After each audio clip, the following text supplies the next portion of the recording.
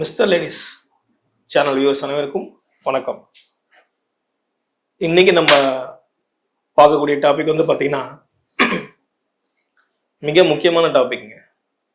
இன்னைக்கு நிறைய பேர் வந்து இந்த பிரச்சனையினால வந்து அவஸ்தைப்பட்டு இருக்காங்க. அது என்னன்னு பார்த்தீங்கன்னா நர்வஸ் வீக்னஸ். உங்களுடைய நரம்பு மண்டலம் பாதிக்கப்பட்டுட்டே இருக்கு. இது எதனால?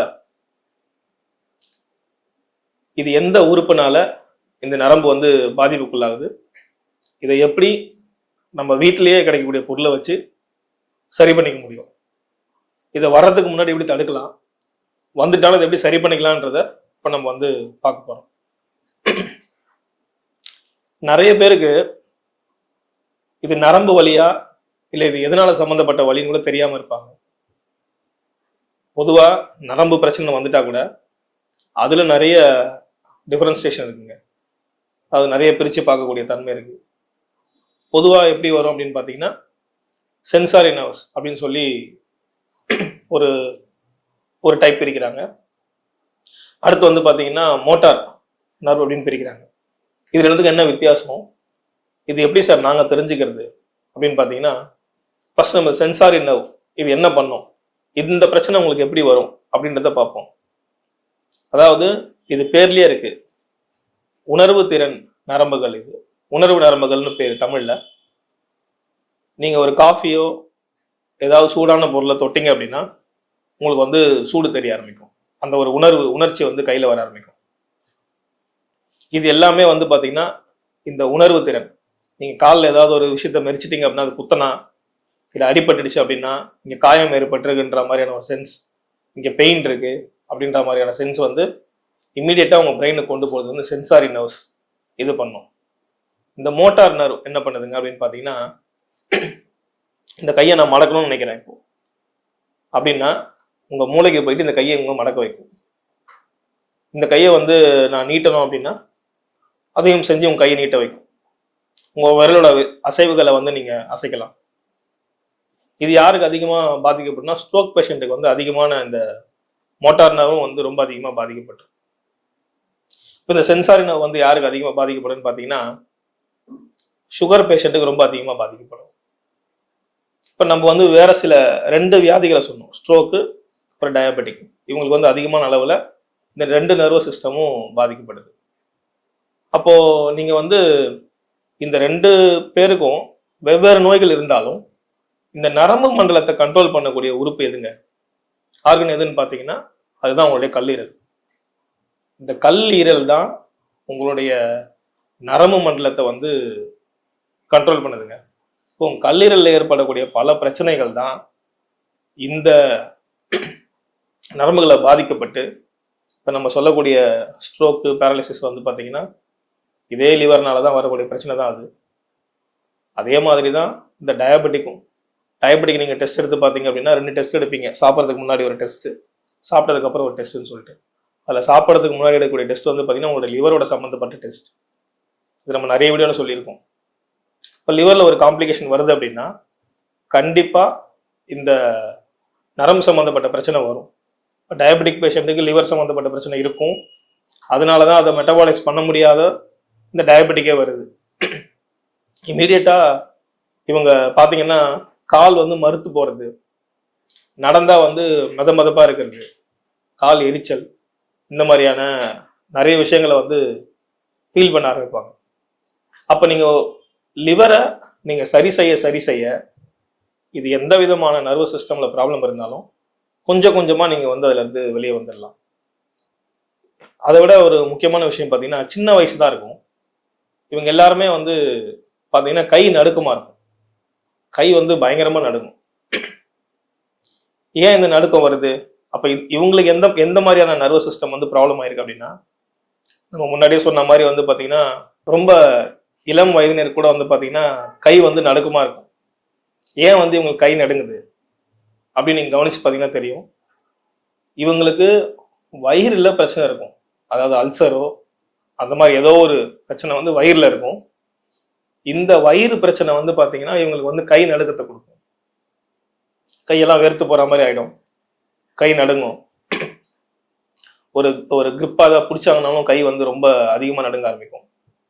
வாய் கூட வந்து பார்த்தீங்கன்னா கரெக்டாக பேசாமல் கொஞ்சம் கொஞ்சம் அப்படி நடுங்கிற மாதிரி ஆகும். இதுக்கெல்லாம் காரணம் வயிறில் அல்சர் இந்த மாதிரியான பிரச்சனைகள் இருக்கவங்களுக்கும் இந்த நடுக்கம் வரும். இந்த அல்சர் அவங்களுக்கு லிவர் மூலியமாக வந்திருந்தா, இப்போ வேற யாரு கை நடுக்கும்னு பார்த்தீங்கன்னா இந்த குடிகாரங்களாம் கூட வந்து கை நடுக்கமாக இருக்கும். அதுக்கும் காரணம் என்னன்னு பார்த்தீங்கன்னா, குடிச்சதுனால அதிகப்படியான ஆல்கோஹால் கன்சம்ஷன் பண்ணதுனால லிவர் பாதிக்கப்பட்டு இந்த நரம்பு மண்டலங்கள்லாம் வந்து வீக் ஆகிடும். இந்த நரம்பு மண்டலங்கள் வீக் ஆகுறதுனால தான் குடிகாரர்களுக்கும் வந்து பார்த்தீங்கன்னா கை கால்லாம் வந்து நடுக்கம் வருது குடிக்கல அப்படின்னா. ஸோ அப்போ வந்து வயிறில் பிரச்சனை இருந்தாலும் இந்த நரம்பு வந்து பிரச்சனையை கொண்டு வருது.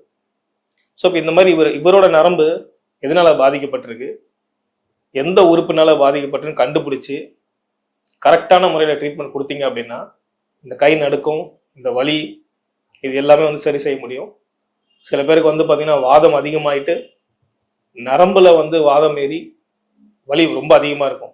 டயபெட்டிக் பேஷண்ட்டுக்கெல்லாம் இந்த வலி குறிப்பாக எப்போ வரும் அப்படின்னா இரவு நேரங்களில் மட்டும்தான் வலிக்கும். அதுவும் எங்கேருந்து வலிக்கும் அப்படின்னு பார்த்தீங்கன்னா கையோடைய இந்த மணிக்கட்டுன்னு சொல்லுவோம். இந்த மணிக்கட்டுல இருந்து 2 பக்கமும் இருக்கக்கூடிய விரல்களில் வந்து பார்த்தீங்கன்னா அதிக அளவில் வலி இருக்கும். காலில் வந்து ஆங்கிள் கீழே இருக்கிறதுல வந்து வலி இருக்கும். இது எப்படி நரம்பு மூலியமாக வருதுன்னு கண்டுபிடிக்கலான்னு பார்த்தீங்கன்னா, கை வந்து பார்த்தீங்கன்னா ரொம்ப சில்னஸ் கொடுத்துரும். இந்த சில்னஸ் அதிகமாகும் போது வலி அதிகமாக இருக்கும். இப்போ இந்த போன சீசன் இந்த குளிர்னால வரக்கூடிய பிரச்சனைகள்லாம் பார்த்தீங்கன்னா நரம்பு சம்மந்தப்பட்ட பிரச்சனைகள் தான் நிறைய பேருக்கு வந்திருக்கும், வலி வரும்.